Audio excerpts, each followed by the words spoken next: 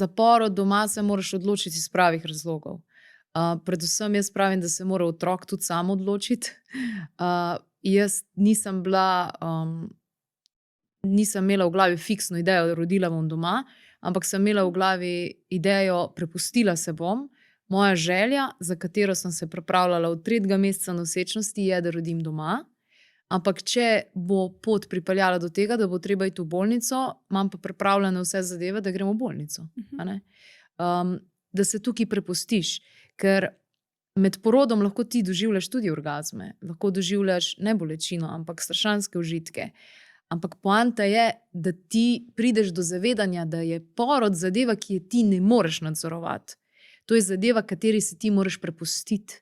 In moraš razumeti, da bolečina ni nekaj, od česar greš ti stran tukaj, ampak je senzacija, v katero se ti potopiš. In to je največji hormonski, naravni cikel, ki dejansko se ženski dogaja. In danes je težko, ker hočemo imeti nadzor.